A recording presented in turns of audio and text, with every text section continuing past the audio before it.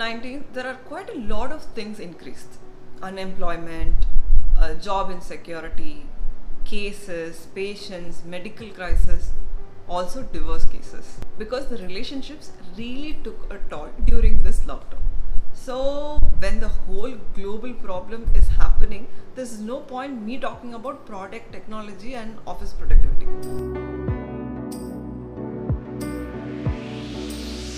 To talk about that, I have a fellow millennial mother who is going to talk about the relationship struggles during this lockdown and COVID. So, we have Swati Hari with us.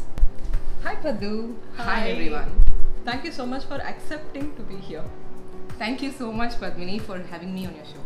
So Swati, one thing that's really increasing along with COVID cases and along with the other crises is the divorce cases, because the husband and wife are for the first time together like 24 hours, not able to bear each other, and there are quite a lot of cases coming up. What is your perspective on that? Absolutely. The entire world is right now all anxious about corona, but you see people like me and all the millennial mothers and all of us in relationship are like, will my relationship end before this quarantine ends? Like, one of my friend recently, she picked up the call and she said, I don't think I'm going to die because of corona, but I'm sure I'm going to fight with my partner and we'll kill each other. So that's the extent to which we are not able to put up with our partners. So we have a lot of struggles right now. So I think we can list and try to talk about it and figure out what can be done in case, if the future leads into remote working and people have to be home and work from home. How are we really going to manage relationship and basically manage living with another human being? It's become like a really a difficult skill that we don't have right now. To talk about the struggles that people face right now, I think one major thing would be that previously we had less time to spend with each other, but more quality time. So we would suggest, talk between the partners, because it's also like a business. You talk to a partner and really understand where it's going wrong, and then schedule yourself some time for being together, talk about relationship, talk about kids, talk about your work. So that way it'll be like, you're catching up with your colleague. It will also take your relation to a next level. So when we talk about lockdown and relationship, it's not just about husband, wife and kids. It's also about the kind of valuable relationships that we had outside home, like our colleagues, our cousins, our friends. Like, we really don't get chance to meet them in person, because that meeting them in person is a different feeling. We have to agree. In the days of Zoom or Hangouts or whatever it could be, meeting in person is amazing. Like, we are meeting after a very long time. It feels so nice. So how do you think we can keep up that? Probably what I do is every day we just video call our family, friends, and wherein my daughter can get to speak to. She's just 3 years old, but she still needs her social connect, right? Correct. Just the corona problem is ours, not theirs. Yeah. So we think of ways like doing video calls on a regular basis. So probably we should schedule it and ensure that we get our connect. I think you can schedule, like Swati said, you can schedule some 15 minutes every day with different friends. Probably connecting with one of your school friend or college friend. Schedule like 15 minutes from the 24 hours you have.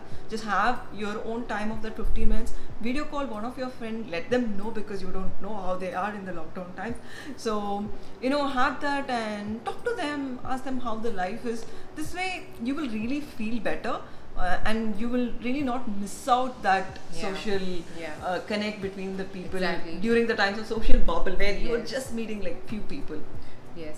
So Swati, we spoke about the relationship with our partners and also the relationship with our friends and family outside the house. Let me talk about the relationship with ourselves. Like, we are definitely becoming a victim of mental health issues and mental crisis, and I know you are, for the fact, writing a lot about these on Medium. So tell us about it. What is your perspective on that? Yeah.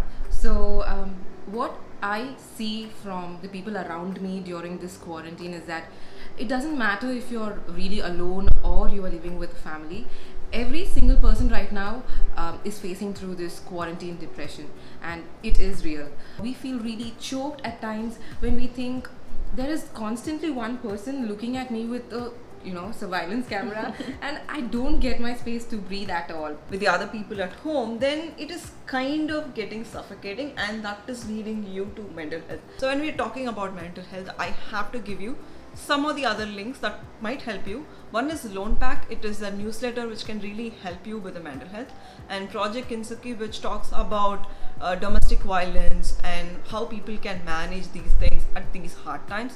So it is not just that, right? We should also have our own me time. So tell me about your me time.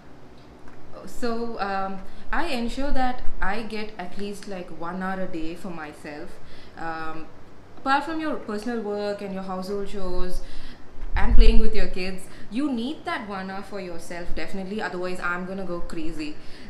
It can be anything. For me to just pick up my phone and talk to my friends about what's happening, or just talk nonsense. It doesn't matter. Okay. It need not be some productive stuff. It can be anything that you like. So doing anything that you like during your day is very important. And I also do dancing, just YouTube videos and you dance. Yes. Trust me, it just pumps your blood up and you feel really active and relaxed, and you're happy. It's all obviously like workouts, right? Be it yoga, dance, read a book, do whatever it takes just to get yourself happy. Yeah, I think you should figure out what keeps you happy. For me, it's yoga and meditation. Meditation really helps to really have my plan scheduled, and really think with some more clarity, and sleeping maybe 1 hour, just be still, like you don't have to do anything. Okay, when we are talking about elders like you and me, we have to talk about the relationship and the quality time that we have to be spending with kids. Kids and lockdown is actually not a good combination, we have to accept. Because for them, It is very new. Yeah. Like they are missing their friends, they are missing their teachers, they are missing their sports class, swimming class, and all that. Not that they will understand what it is, right? Especially when they are toddlers, like 5 and 6 years old or 3 years old. Yeah. So as a stay-at-home mother, you've been facing this even before this. Now it is even more increased in the intensity. So what is your perspective as a stay-at-home mother?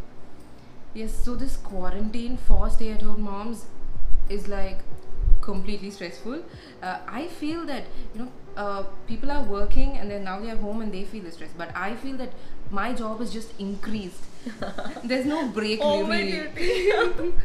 So, and also engaging the child has become really difficult. I can think of ways to personally connect with the child. On one hand, one of the working parent is full-time on the laptop, working all the time. This child is there in the house, stuck, probably as they have online classes, but that's just for a while. Apart from that, what are we going to do, in terms of really engaging them? So I personally think we engage our evenings with our child. We dance together for sure. Nice. And the child feels really happy and connected. It's about playing with the dad, just a pillow fight, but that really has a personal connect. Yes. It's about playing other games in the terrace. There's surely a half an hour, 1 hour evening time in the terrace, coffee breaks in the terrace. So in case both parents are working, I think they should have that coffee break even during lockdowns. You spend the time together and go up to the terrace, take your child along, and spend time together.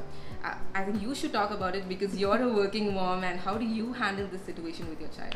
definitely, nothing is higher or lower, right? As a stay-at-home mother, I really believe your work has got more intensity. Now, with me, it is like juggling between the 9 to 6 job, and also with the kid, also with the husband, and without maid, and things have become even more difficult. The whole ecosystem just changed in a month's time.